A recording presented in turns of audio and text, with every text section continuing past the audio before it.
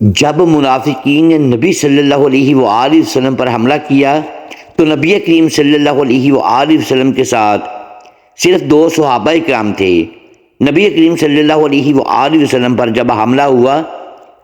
تو ان دونوں صحابہ کرام نے نبی صلی اللہ علیہ وآلہ وسلم سے عرض کی، یا رسول اللہ صلی اللہ علیہ وآلہ وسلم، ہمارے اوپر ڈاکوؤں اور چوروں نے حملہ کر دیا ہے اور ہمارا مال اسباب لوٹنے کے درپے ہیں۔ نبی صلی اللہ علیہ وآلہ وسلم نے ارشاد فرمایا، اے میرے پیارے صحابہ، یہ کوئی چور، ڈاکو یا لٹیری نہیں، بلکہ یہ صحابہ اکرام کے لبادے میں چھپے ہوئے وہ منافقین ہیں جو مجھے قتل کرنا چاہتے ہیں۔ ذرا غور سے دیکھ کر بتاؤ کہ یہ کون کون ہے۔ جب حضرت حذیفہ بن یمان رضی اللہ تعالی عنہ نے ان منافقین کے گروہ کی طرف نظر دوڑائی تو کیا دیکھتے ہیں کہ ان منافقین میں حضرت تبوک ایک گھاٹی کو کہتے ہیں۔ غزوہ تبوک کے موقع پر نبی کریم صلی اللہ علیہ وآلہ وسلم پر ایک تنگ گھاٹی میں منافقین نے حملہ کیا تھا، جس کی وجہ سے اس واقعہ کو واقعہ تبوک بھی کہا جاتا ہے یا غزوہ تبوک بھی کہا جاتا ہے۔ غزوہ تبوک ایک ایسا واحد غزوہ تھا جس میں نبی کریم صلی اللہ علیہ وآلہ وسلم نے حضرت علی رضی اللہ تعالی عنہ کو حکم دیا تھا کہ وہ اسلامی لشکر کے ساتھ جنگ میں روانہ نہیں ہوں گے۔ جب حضرت علی رضی اللہ تعالی عنہ نے یہ سنا تو آپ نے فرمایا، یا رسول اللہ صلی اللہ علیہ وآلہ وسلم، منافقین کیا کہیں گے کہ علی جنگ سے ڈرتا ہے اور نبی صلی اللہ علیہ وآلہ وسلم کو تنہا میدان جنگ میں روانہ کر رہا ہے۔ تو نبی صلی اللہ علیہ وآلہ وسلم نے حضرت علی کو تسلی دی اور فرمایا کہ تم مدینہ میں میری جانشین کے طور پر رہو گے، اور کیا تمہیں یہ پسند نہیں کہ میری تمہارے ساتھ وہی نسبت ہو جو موسیٰ کی ہارون کے ساتھ تھی، لیکن میرے بعد کوئی نبی نہیں ہوگا۔ حضرت علی رضی اللہ تعالی عنہ نے جب یہ سنا تو نبی کریم صلی اللہ علیہ وآلہ وسلم کے حکم کی تعمیر بجا لاتے ہوئے مدینہ میں رک گئے۔ غزوہ تبوک ایک ایسا غزوہ تھا جس میں اللہ تعالیٰ نے نبی صلی اللہ علیہ وآلہ وسلم کو حکم دیا تھا کہ اس میں تمام مسلمانوں کا شرکت کرنا لازمی ہے، کیونکہ یہ رومیوں اور ایرانیوں کی سپر پاور کے خلاف ایک حتمی جنگ تھی جس کے اندر ہر مسلمان کی شرکت اللہ تعالیٰ نے لازمی قرار دے دی تھی۔ گرم مرطوب موسم تھا اور مسلمانوں کی تمام فصلیں اور اناج پک کر تیار ہو چکے تھے۔ اللہ تعالیٰ نے ان کے اوپر ایسی آزمائش نازل کی تھی کہ اگر وہ جنگ کے میدان میں جاتے تو ان کو جان کے جانے کا بھی خدشہ تھا اور پیچھے قحط سالی کا سامنا بھی کرنا پڑ سکتا تھا، لیکن نبی صلی اللہ علیہ وآلہ وسلم کے جانثار صحابی جو آپ صلی اللہ علیہ وآلہ وسلم کے ایک اشارے پر کٹ مرنے کو تیار تھے، انہوں نے نبی صلی اللہ علیہ وآلہ وسلم کے ساتھ رخت سفر باندھا اور غزوہ تبوک کی جانب رواں دواں ہو گئے۔ لیکن منافقین بہانے تراشنے لگے، کبھی گرم موسم کا بہانہ تراشتے تو کبھی اپنی بیوی بچوں کو اکیلے چھوڑ کر نہ جانے کا بہانہ کرتے، تو کبھی فصلوں کی کٹائی کا بہانہ کرتے۔ اب چونکہ نبی صلی اللہ علیہ وآلہ وسلم کے ہمراہ حضرت علی رضی اللہ تعالی عنہ اس جنگ میں شریک نہیں ہو رہے تھے، جب منافقین نے یہ سنا تو منافقین کے سرکردہ لوگوں نے یہ سازش تیار کی کہ نبی صلی اللہ علیہ وآلہ وسلم کے ساتھ چونکہ حضرت علی تشریف نہیں لے کے جا رہے، یہ اچھا موقع ہے نبی کریم صلی اللہ علیہ وآلہ وسلم کو نعوذ باللہ قتل کر دیا جائے اور خود اسلامی خلافت کو سنبھال لیا جائے۔ غزوہ تبوک سے واپسی پر جب نبی کریم صلی اللہ علیہ وآلہ وسلم کے ہمراہ صحابہ کرام بھی تھے اور ان کے اندر چھپے ہوئے منافقین بھی تھے، تو راستے میں ایک گھاٹی آئی جو کہ بہت تنگ گھاٹی تھی منافقین نے یہ منصوبہ بنایا کہ اس گھاٹی میں جب ہم نبی صلی اللہ علیہ وآلہ وسلم کے ہمراہ جائیں گے تو اس کی ڈھلوان سے آپ صلی اللہ علیہ وآلہ وسلم کو دھکا دے دیں گے اور بہانہ یہ کریں گے کہ آپ صلی اللہ علیہ وآلہ وسلم کی سواری پھسل کر گر گئی ہے، جس سے ہمارے اوپر بھی کوئی شک نہیں کرے گا۔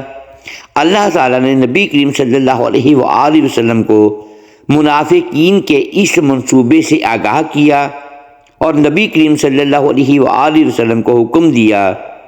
کہ اپنے 2 صحابہ کو اپنے ساتھ لے کر گھاٹی پر تشریف لے جائیں اور باقی تمام صحابہ کو گھاٹی کی دوسری جانب سے سفر جاری رکھنے کا حکم فرمائیں۔ جب منافقین نے یہ سنا تو وہ پریشان ہو گئے کہ اب نبی صلی اللہ علیہ وآلہ وسلم کے اوپر حملہ کیسے کریں گے۔ چنانچہ جب نبی صلی اللہ علیہ وآلہ وسلم اس دشوار گزار گھاٹی پر حضرت حذیفہ بن یمان اور حضرت عمار بن یاسر رضی اللہ تعالی عنہ اجمعین کے ہمراہ اترنے لگے تو منافقین نے یہ منصوبہ بنایا کہ ہم پیچھے سے تیزی کے ساتھ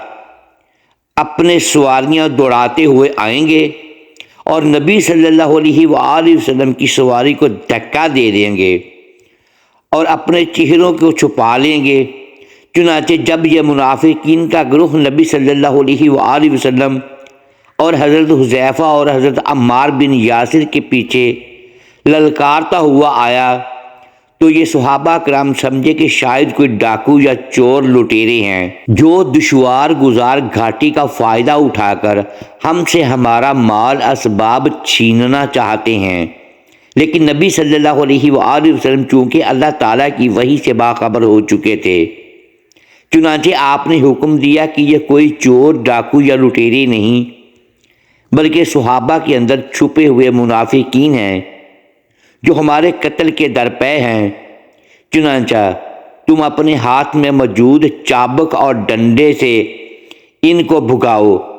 چنانچہ عمار بن یاسر حضرت حذیفہ بن یمان رضی اللہ تعالی عنہ اجمعین نے اپنے ہاتھ میں پکڑے ہوئے چابک اور ڈنڈوں کی مدد سے ان منافقین کی سواریوں کو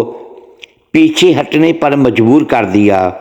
لیکن حذیفہ بن یمان اور حضرت عمار بن یاسر رضی اللہ تعالی عنہ اجمعین منافقین کے چہرے نہ دیکھ سکے کیونکہ انہوں نے اپنے چہروں کو چھپا رکھا تھا۔ لیکن بعد میں نبی کریم صلی اللہ علیہ وآلہ وسلم نے اپنے ان دونوں پیارے صحابہ کو جنہوں نے جان پر کھیل کر نبی صلی اللہ علیہ وآلہ وسلم کی حفاظت فرمائی تھی، ان کو ان منافقین کے نام بتائے، مگر ساتھ ہی نصیحت کی کہ کسی کے سامنے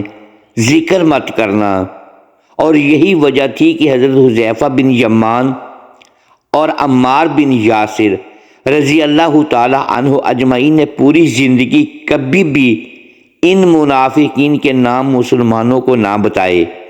لیکن حضرت حذیفہ بن یمان کے بارے میں روایت ہے کہ وہ ان منافقین کے جنازوں میں شرکت نہ کرتے تھے، کیونکہ منافقین کے جنازوں میں شریک ہونے سے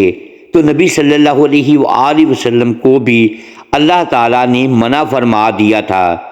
تو پھر حذیفہ بن یمان رضی اللہ تعالی عنہ کیسے ان منافقین کے جنازوں میں شرکت کر سکتے تھے؟ یہی وجہ تھی کہ آپ ان منافقین کے جنازوں میں شرکت نہ کرتے تھے۔ ایک دفعہ ایک شخص جس پر شک کیا جاتا تھا کہ وہ منافقین میں شامل ہے، جب وہ فوت ہوا تو تمام لوگ اس کا جنازہ پڑھنے کے لیے چلے گئے۔ حضرت عمر فاروق رضی اللہ تعالی عنہ حضرت حذیفہ بن یمان کے پاس رک گئے اور دیکھنے لگے کہ وہ جنازہ پڑھنے جاتے ہیں یا نہیں جاتے۔ چنانچہ جب سب جنازہ پڑھنے چلے گئے تو حضرت حذیفہ بن یمان رضی اللہ تعالی عنہ اس شخص کا جنازہ پڑھنے نہ گئے، تو حضرت عمر نے ارشاد فرمایا، اے حذیفہ، میں جان گیا ہوں کہ تم اس کا جنازہ پڑھنے کیوں نہیں گئے، خدا را مجھے بتاؤ کیا میرا نام بھی اور منافقین میں شامل تھا؟ یہ سن کر حذیفہ بن یمان رضی اللہ تعالی عنہ کہنے لگے، اے عمر، نبی صلی اللہ علیہ وآلہ وسلم نے مجھے ان کے نام بتانے سے منع فرمایا تھا۔ محترم ناظرین، امید ہے آج کی یہ ویڈیو آپ کو پسند آئی ہوگی۔ ناظرین گرامی، اگر اس ویڈیو میں دانستہ یا دیدہ دانستہ الفاظ کی درستگی ہم نہیں کر پائے تو ہم آپ سے معذرت خواہ ہیں اور اللہ کے حضور معافی کے طلبگار ہیں۔ محترم ساتھیوں، ویڈیو کو لائک کیجئے اور اپنے اس چینل کو سبسکرائب لازمی کیجئے اور بیل آئیکن پریس کر دیں تاکہ ہر نئی آنے والی ویڈیو آپ تک بر وقت پہنچ سکے اور ہماری حوصلہ افزائی ہوتی رہے۔ شکریہ۔ اللہ حافظ۔